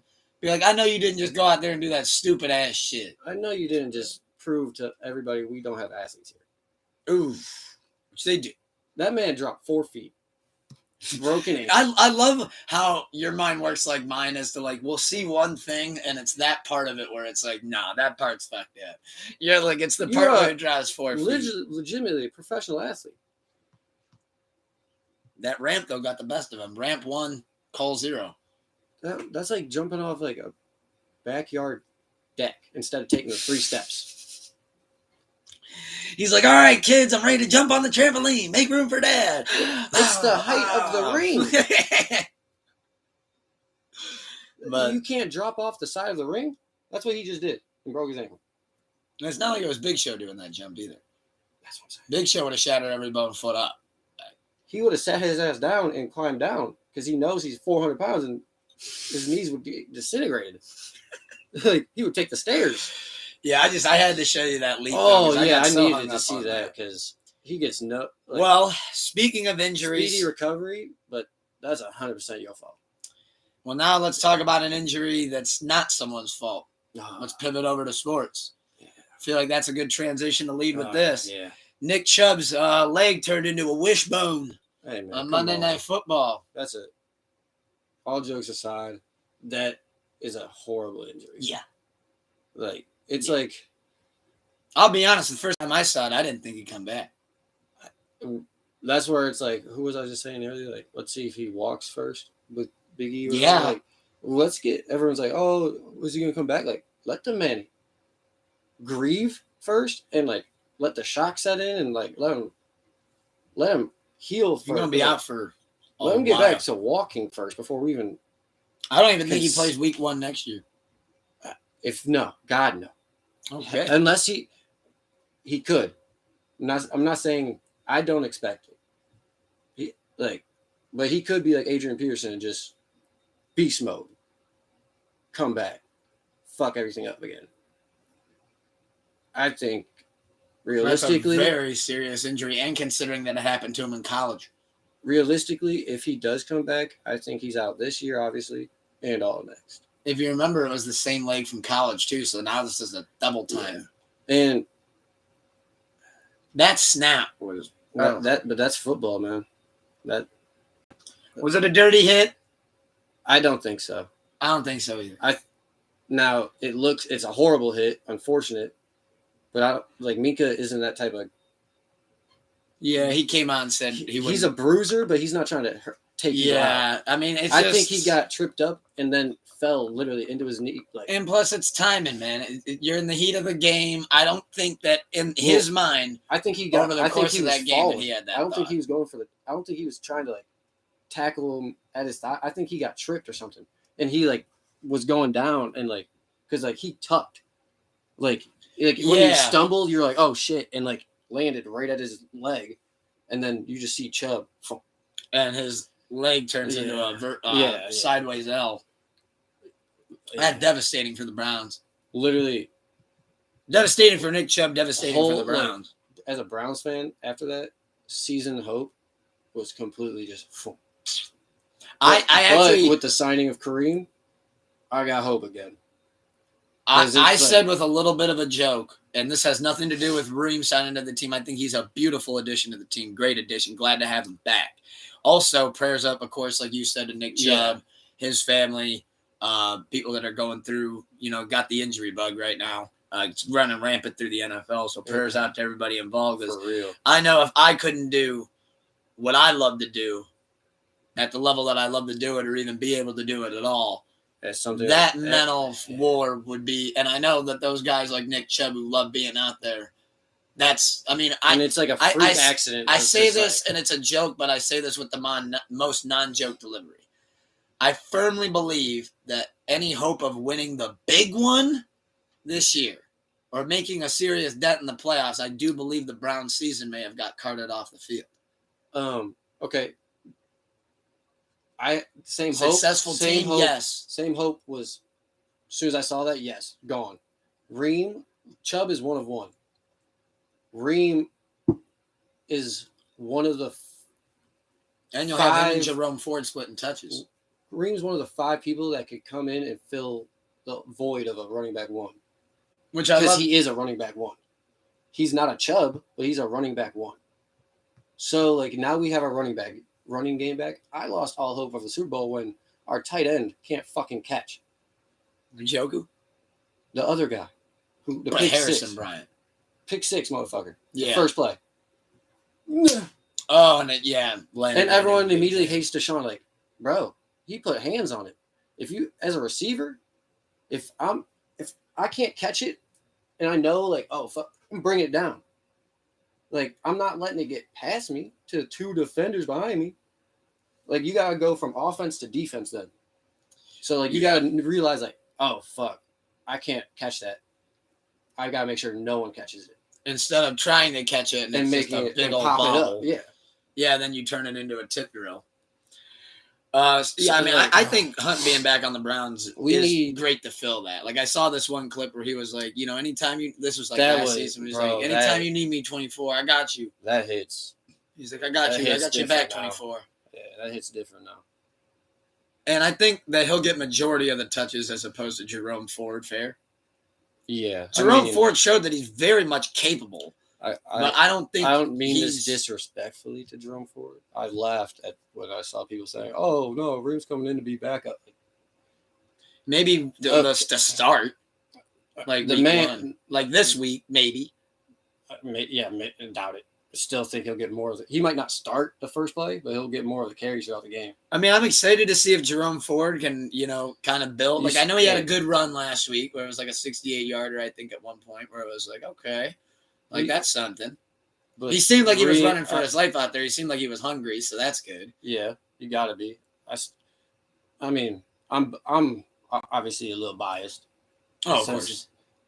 Kareem's a friend, but, like, all bias aside, I think Reem's a better runner, receiver out of the back, and blocker than Jerome Ford. Has much more experience. I'm not saying Jerome Ford's bad at those things. Reem's just better. I just think that this being the first week, that's where I can go with the narrative of, like, Ford will get the majority. We got the same scheme as last year. Reem was on our team last year. So, and Reem has to get more, like, conditioned this week, fair? Like, to be hit and, like, be in game. That's what wakes him up. Like, to be in game. Like, is a couple days worth of practices enough? Yeah. Because he wants to. That first hit in the game is what's like, oh, now we're playing. Who are we playing tomorrow? Who's Browns playing? Well, we can dive into the predictions. That's a great question. We can dive into predictions. We'll do Browns and then we'll do the Sunday and the Monday night game. Is it Raiders? Let's take a look. Browns are playing Tennessee, 1:00. We are playing them home. It's a home game. I think they bring Kareem out. He's a hometown kid. Yes. Just signed him. However, what percentage of oh my god snaps who get who? Depends on how the game goes. If Tennessee's being real physical, like big hits, Reem's staying it because he's a bruiser. He can deliver the hits back and take them. Now, if their defense running back defense, if their defense isn't like getting pressure into our backfield or like pressure, Tennessee's actually first against the run. Yeah. That's tough. But if they're not getting pressure on like Deshaun and in the backfield type shit, they're kind of dropping back more, then they'll get more splits. Because then they'll be like, all right, Jerome, you're faster. You're a little quicker. That's where I give him the advantage over Kareem. A little more shifty. Good point. So, like, out of the backfield, like, you guys are good, both good receiving backs. I think Kareem gets the nod for better. Which one's better? But shiftiness, like, if they're dropping back, if you get open, like, Also, they could do that kind of thing where, like, hey, you do red zone, you do upfield. Yeah. Like Kareem, you handle the upfield. So we'll let Jerome handle red zone. See, Or Kareem, you handle red zone. Jerome, you handle this week. That kind of thing. Yeah, If Jerome Ford, though, can continue to look good. We'll see how it now plays out. Cleveland versus Tennessee, home game, 1:00. Which, by the way, before I go into this, I said on last week's pod I really thought the Browns were going to beat the Steelers, but going 2-0 to start the season just didn't sound possible. And I hated being right about that.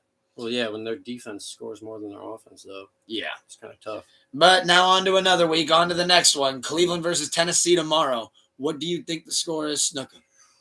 Fuck. I wasn't even close last week, so you're fine. Wifey actually nailed that one. By the way, Wifey wanted to tell everybody on Pull Up a Chair that she said hi. What it do, though? Fuck, man. All right, I'm going to give one for each winner. So if the Browns win, it's you can. Huh? Because I don't know. Like, I think this game could literally go either way. Before we signed Kareem, we were not winning. But now we have something that could help our passing game open back up. I'm thinking. So if Browns win, it's going to be like a 24-14 or 17 game. 24-17. If the Titans win, it's going to be like 31-10. Because they're just going to come out and like just be all like. I'm going to go 21. No, I take that back. I'm going to go 20-13 Cleveland. Cleveland wins by 7. Yeah. I'm thinking Cleveland wins by 7. I could see it. If we can contain as a defense, contain Derrick Henry. Yes, they have DeAndre Hopkins, but I think overall, if we can halt them, I think that's going to be the X factor. If the Browns defense can really show up. What's our injuries looking like on defense? That I don't know. That much I don't know. Trayvon Diggs is out for season, though, for the Cowboys defense, which is nuts. And non-contact at practice. That's what it was? Yep. It was a non-contact injury at practice. Ugh. So, sports realm, just saw Colorado getting their ass whooped by Oregon right now. Oh, NCAA update? Yeah. Dion. How's Ohio State doing? Let me see. When did they play? I think they started 3:30 or 7:30. Oh, damn. Oh, Notre Dame. Yep. OSU versus Notre Dame. I think the Buckeyes should get that win tonight. That's a big rivalry game. Rivalry game. I had. Well, we're not going to go into all the other games, but we will dive into the Sunday night and the 2 Monday nights just to give our predictions and see if we can get close, hit at a bullseye, or be way the fuck off like I usually am. All right. So, Sunday night game, we got the Las Vegas Raiders. They're at home against the Pittsburgh Steelers, who just beat us. Who do you got winning that game? What score? Oh, fuck. So, like, I'm gonna say Pittsburgh beats the Raiders.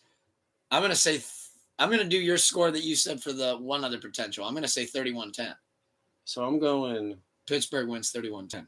I'm going Raiders. 24-17. 24-17. You're saying Raiders win. I think I don't believe in offense of the Steelers. I'm thinking 31-10 I think Steelers win. Only because I think that the defense has won them both these games. And I think it'll win them a third. But Jimmy G is who they're playing. Or actually, I think they're 1-1. Their quarterback. No. Yes. Yes, they are 1-1. But think about that. Jimmy G is very happy, and he can throw a bum ass pass. Usually, he's very. He doesn't like throw a lot of interceptions though. No, before Jimmy G. He's usually James Garoppolo. Yeah, doesn't throw many picks. Besides, like last year did he even play? When he's a Niner, he's pick city. I thought that's his downfall. I'm about to look it up. When he gets in the clutch, he throws picks. I think you're a hater, so I'm looking it up to check. No, I wish I wasn't a hater. I had to ride with him for a while. He's also infamous for fumbling balls, misgrabbing snaps. Well, sometimes the snaps, that's not always the quarterback. In fact, when we were in the conference championship, He blew it on a 4th down for us because he did his infamous roll 10 yards out of the pocket and turn around on his back foot and just fucking hope for the best. That's what you do in Madden. You get touchdowns. Yeah, in Madden, you don't do that in the conference championship. Hey, you gotta do what you gotta do. I mean, don't get me wrong. He could coast through on the regular season, and we always had weapons around him. But no, he infamous for throwing bad picks. But 2 Monday night games now. I like your score, by the way, of the Sunday night. Shit, one of us got to get close, right? All right, let's figure out where's. Okay, so here's one of the Monday night games. We got the Los Angeles Rams coming to Ohio at Cincinnati, Paul Brown Stadium, Monday, 8:15 p.m. Who do you got? Rams versus Cincy. Does Cincy fall 0-3 at home? Yeah. Jimmy, or not Jimmy, sorry. I'm still less high. Burrow does not look good. You're walking. After signing that contract? He's hurt. His ankle has been fucked since preseason. And they've been trying to, like, mask it to be like, oh, he was good. Like, week 1, it was probably like 80%. So, like, you could hide it. And then a few tackles, now it's 60%. After week 2, when he's hobbling around, looking like 30% walking, it's like, bruh. Damn. He's day-to-day right now. He might not even play. What backup do they even have? We don't know. Oh, shit. So it's one of those situations where the backup's so bummed. Oh, dear God. Oh, wow. That's bad. Hold on. I got to figure this out now. Who the hell do they have? All right. And you kind of were a hater. How so? So 2022, Jimmy G. All right. We'll go starting. Did somebody already pick him up in fantasy? Where is the Cincinnati backup? Or do they even have one? Not even seeing one on here. That's terrible. So his first, like, real year where he had almost 4,000 yards, he had 27 touchdowns, 13 picks, which is a lot of picks, but also a lot of touchdowns. That's his thing, though. But the next year, he's a Jameis Winston. It was 7-5 the next year, but he was hurt a lot. He only had 1,000 yards. Next year, he was back healthy, 20 touchdowns, 12 interceptions. Next year, healthy, 16 touchdowns, 4 interceptions. So that was last year. It was at 2022, 16 tutties, only 4 interceptions. 103 QBR. 98 the year before. 92 the year before. 102 the year before. What I'm saying is he doesn't make a dumb decision. If he throws it and it gets picked, it's in the clutch he does. But all right, those quarterbacks like Jimmy can play great up, but when he's down, he plays okay, bad. So it falls in like with the Bears, with Justin Fields. They're not running him. Why? That's half of his arsenal. Jimmy G. I like Justin Fields going into the season, but to be like Jimmy G, to be successful, you got to be able to fail. So like, he's certainly done that for us. But he's also won a lot. Took y'all to the championships. Yeah, and what happened? He's one dude. What if that receiver ran the route 5 yards instead of 7? So it fucked up everything. You don't know. I'd much rather be Brockton loaded than Jimmy. That's the role of the quarterback. You take all the blame, but when there's success, the receiver gets it, running back gets it, head coach and quarterback gets it. But blame only quarterback. So when you look at his stats, QBR wise, he's probably top 10 quarterback every year. O-line was a little rough. But that's Monday night, 8:15, you got the Rams marching through and destroying the Bengals, but what's the score? I don't know.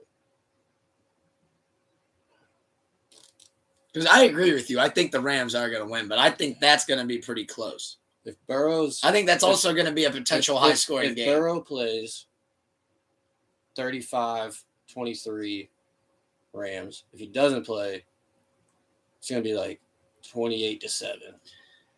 I was going to say, I'm thinking 45-31 Rams win. 45-31 Rams win. That's with Burrow. And that's with Burrow playing. Burrow doesn't play. That game gets bowling shoe. And we're looking at probably 38-10. Yeah.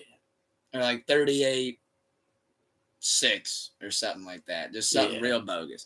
Even though I don't think the Rams defense are all that in a bag of chips. So I don't necessarily think that I think they will be able to get the don't they? Yeah.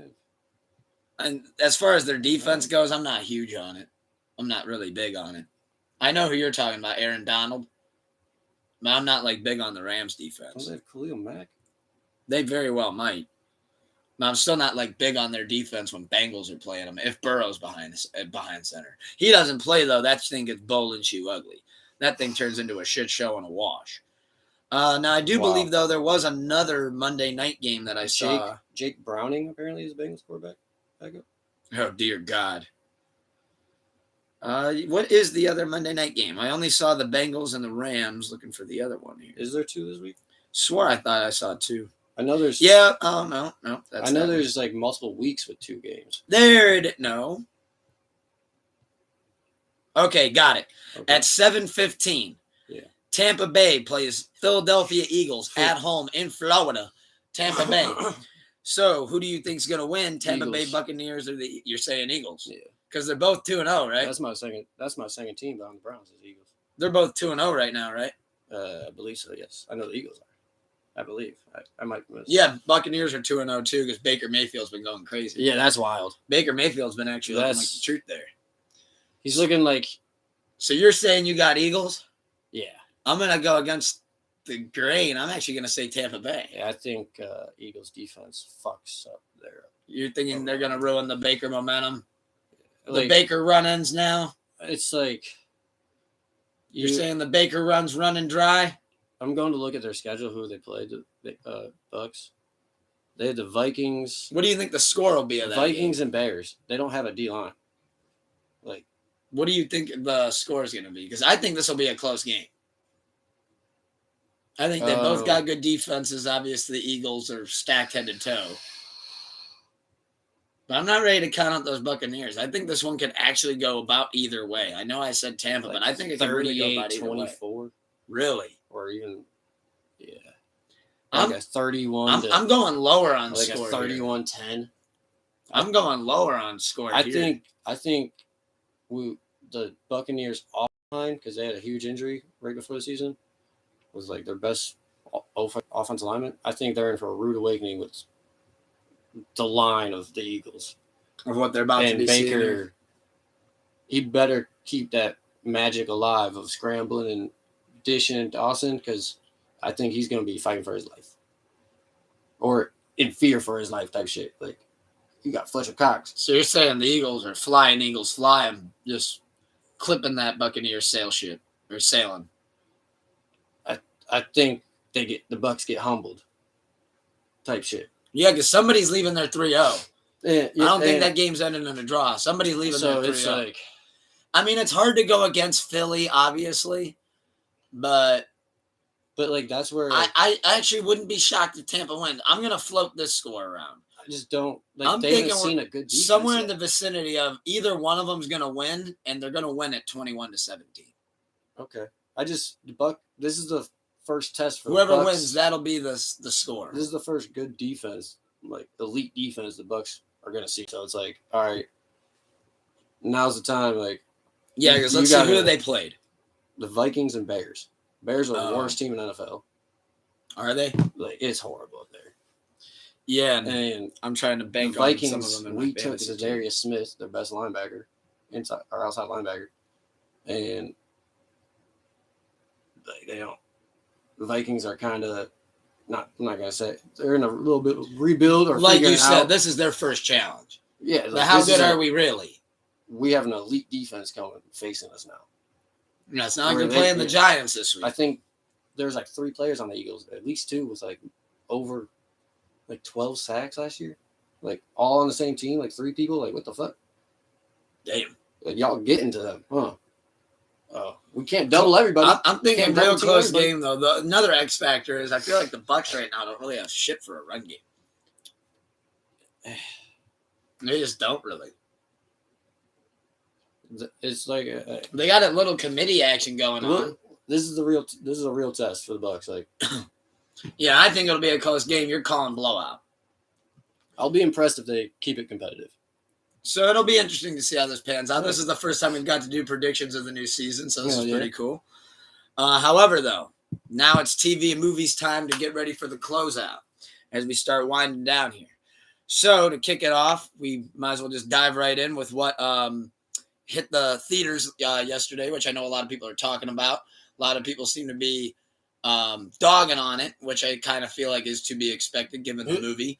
So the movie that just came out yesterday, which guilty as charged, I'm actually excited to see this movie. Expendables 4 came out. Oh, shit. I know we talked about when it was announced, but it officially came out. Damn. Got 50 Cent, Sylvester Stallone, Arnold Schwarzenegger. Yeah. That's just like a... Got a lot of people out there. Bruce Willis, he's not in the movie. And it's like the last hurrah for Schwarzenegger and Stallone. Oh, you can tell they're definitely... Yeah. That's why they did it. Definitely. That's why they got the band back together. Just to kind of go out into the sunset If together. we're going to do it, we better... kind of got to do it now, and if we want to do it, we got to commit now. And I just recently this year watched all 3 of those Expendables movies again. You know, I saw the reviews. People were like, "Oh, you're not wrong. They could have stopped after 2, but like, it's like Fast and Furious. They could have stopped after 4. I mean, I still think they're fun movies. You know, I get it. A lot of people are like, "Oh, and Jump the Shark," and some good dad jokes here and there. Yeah, it's like one of those. Like, what am I signing up for here? Like, you know, I'm just signing up to maybe burn one and. I go into it. Watch Stallone try to talk. I go into it and being like, if there's a decent plot, I'll be impressed. The whole time, if it's not just like bombs going off the whole time, and like there's actually kind of a storyline, I'll be impressed. So like I know going into it, we're not signing up for just like one giant fireworks. This ain't we're not going to the award show for this. Yeah, I mean they got Jason Statham, who like now all he does usually is kill megalodon sharks. So it's cool to have him back on the Expendables. Need him on my team. I think they got Dolph Lundgren back, the Russian dude who boxed Sylvester in Rocky IV. I think they got everyone from the original. Well, everyone that's able. Yeah, Bruce Willis, he thought it was the first one. So they were like, oh, we better leave him in. The infamous Nick, where I catch Snuka off guard with it. That's not right. They sent him the script, and he's like, I'm ready to go. And they're like, I don't think you are. You need to sit down. Oh, dude. Damn, I got to take a dab. Zing. All right, good stuff. I'm taking a dab after that one. Shout out Bruce Willis, though. Oh, man. He's like, I don't remember seeing Sylvester in Die Hard. Happy to have you on board. And they're like, all right, your Uber's outside. He's like, my Uber? They're like, oh, boy, this is worse than we thought. Yeah. Get over here, Judi Dench. No, I'm kidding. But all right, I don't want to get flagged for any inappropriate Bruce Willis slander. So let me reel that one back in and dial that in. But Expendables 4 is out. I'm excited to check it out. Just go into it with an open mind and see what crazy shit they're doing. Jason Statham's probably skating down a fucking 2,000 feet tall tower on a skateboard that's broken already.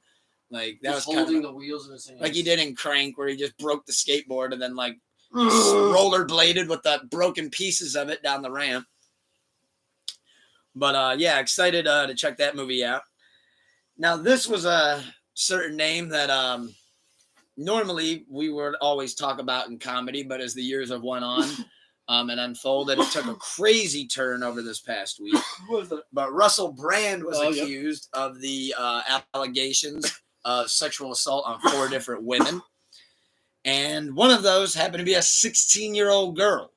And when they were doing a, like he was doing his, I guess you'd call it, he was kind of doing like a half apology video, half explanation. When he was giving his side. Yeah, he pretty much revealed he was giving his truth that the 16-year-old girl, that one's true, but it happened in England.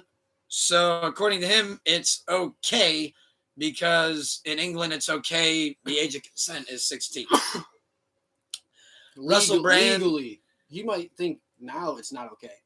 And that's why he half apologized, you know. And he was 31 at the time. So, like looking back, now he thinks it's not okay, but allegedly, what she's accused of, like dating her, was technically legal. Which I don't know how old he is now. So how long ago did this actually happen? For him to be 31, and was 16. Let's see when this happened. I was about to say, like, is he like over 50? Like, what's the deal here? Yeah, because that's trying to see. It would be very ironic if he's 47 and this is all just coming out now. 48 years old. So this happened 17 years ago, and ironically, a year ago, he called out all the big pharmas and Pfizer, Moderna. Yeah, he was a very known anti-vaxxer. And he was on talk shows, literally brought out a bunch of stats, like how much it costed the U.S. taxpayers. I just want to watch that because I don't want to get flagged for that either. But I mean, I gotta watch that. But that's actual facts. Yeah, I don't want to get like that word. It's fucking bad things come with that word. I don't want to get that. What he said on the show was statistically factual. From how much it costed. I mean, I see your angle of like that's why it like came out as like they kind of. I'm not saying that's why. It's just I think it's ironic timing because one of those, is it a coincidence or not? When he dated her, it was 17 years ago. It's longer than how old she was at the time.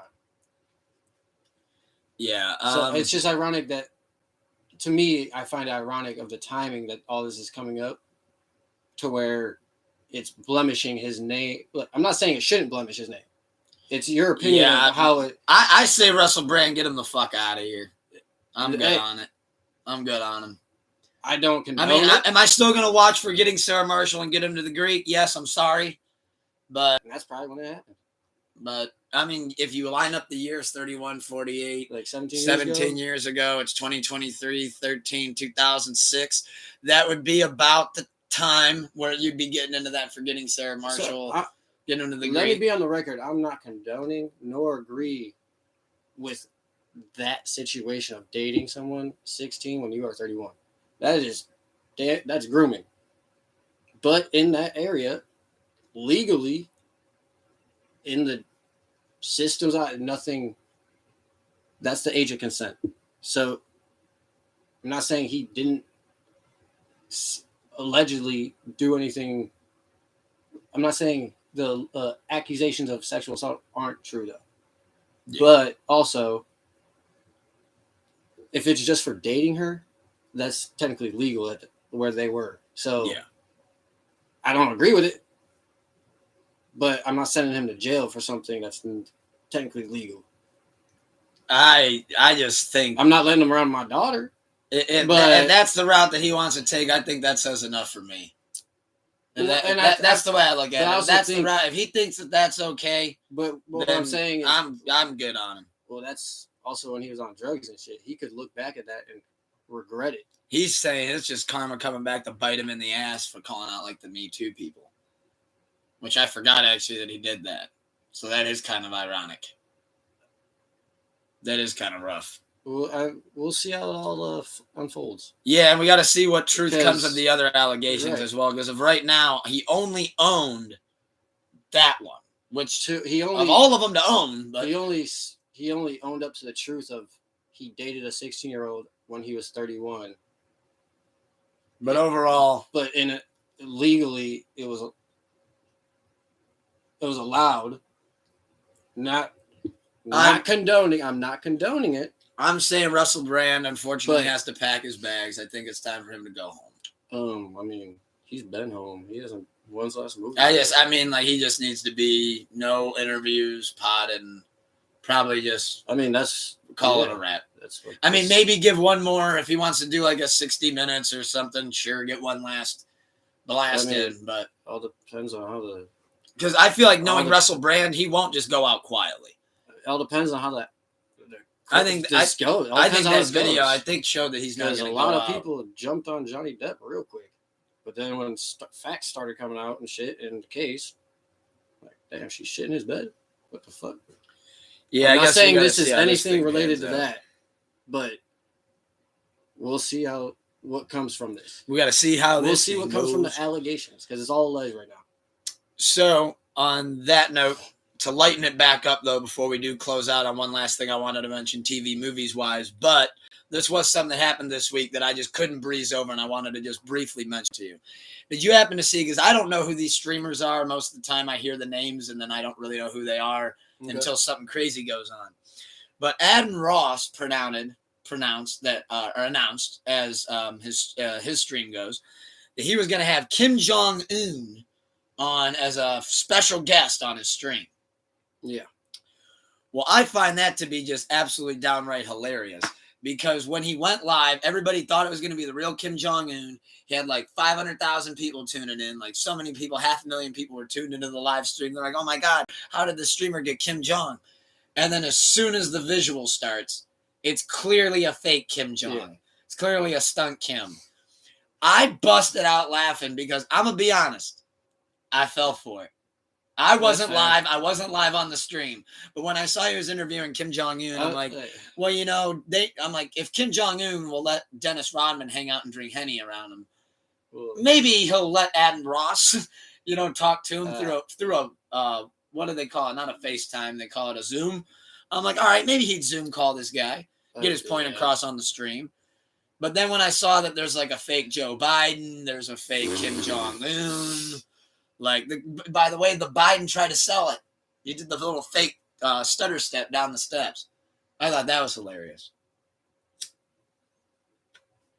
Yeah, I saw it was like a record for most streamers lost, like, in a minute. He literally lost like 80% of the streams all in one. He had like the largest stream record and then largest loss of streamers. And see, like, the way I look at that is if you're just clout chasing like that, and like, granted, I saw the clip, it was kind of funny. Like, Kim Jong-un talked in an accent that wasn't even close to Korean. That's kind of funny. Like, that was the other thing too, is like the guy kind of looked like him, but then when he opens up his mouth, it sounded like he was from Harlan, Kentucky. It was like, well, obviously that's not him. When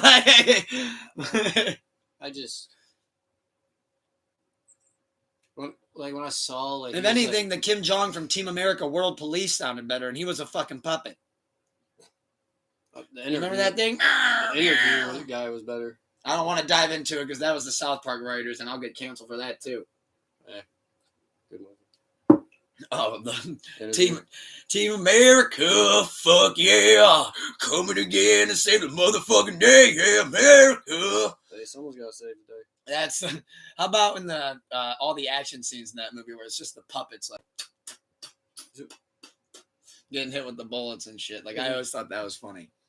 They had some, but Adin Ross had a fake Kim Jong-un. So I'm gonna tell you this right now: pull up a chair. If I got to do that to blow this podcast into the next level, Snuka, we got to do it. Who are we gonna have on this show? Who can dress up as who? Who do we know that can do that? Should I come on this show dressed as Tony Clifton?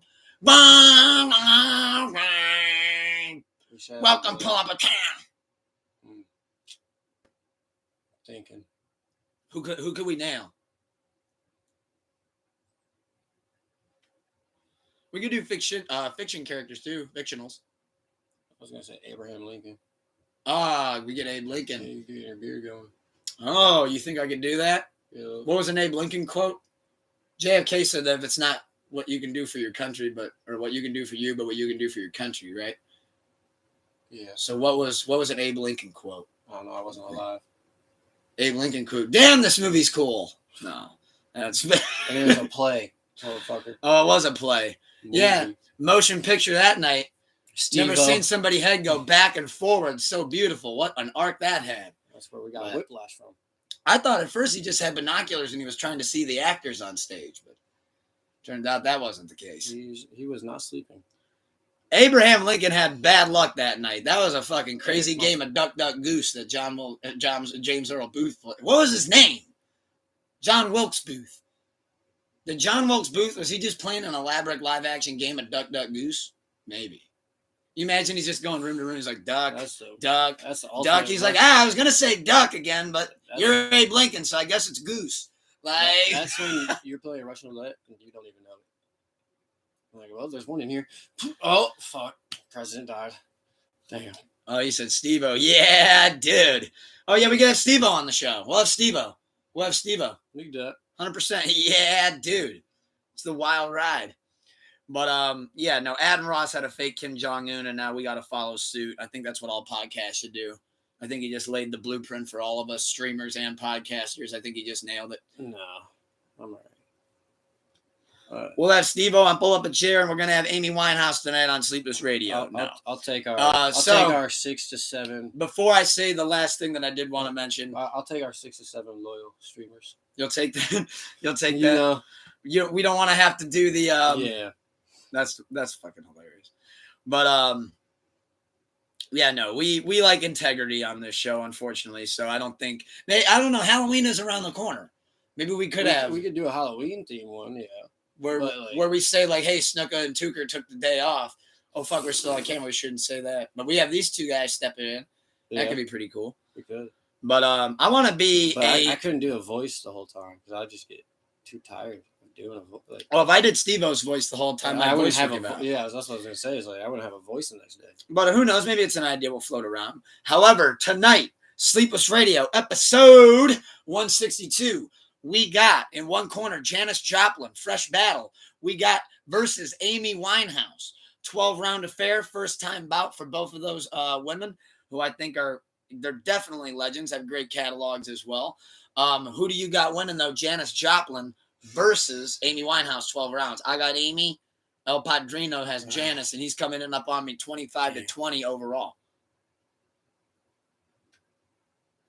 Amy was my gut. You got Amy? Yeah. I was hoping. A lot of people I was said really Amy. hoping your dad. Cole said Amy. If your My dad group chat said Amy. You would have no chance if your dad had. No offense. That's why we're doing like my generation versus his Yeah. generation. But it's funny that you say that because I'm actually getting him hip to Amy tonight because he's not too hip to Amy's catalog. He knows like the hits, but he doesn't know like a lot of it. So that's exciting. Yeah, a lot of people seem to be leaning toward Amy, and that's going to be live on Reddit and Instagram at 8 p.m. So I'm looking forward to that. 12 rounds? 12 rounds, and I'll be going live for the pre-show, play a couple pre-show bops as well. Oh, a couple that I mentioned earlier from the new music, I'm sure. But the last thing that I wanted to mention on a serious note, just to close it out, regarding TV and movies. Cause of death, and I'll keep it real brief so we can end on not such a somber note. But the cause of death was revealed for Angus Cloud, R.I.P., Euphoria star, who had a fentanyl-laced cocaine overdose. So on that note, I did just want to say R.I.P. Angus Cloud. Much love, good energy, faith to his family and friends, people that support him as well. And I believe I can speak for both of us here when I say, if you do those harder vices, which we've all done them, do them, will do them.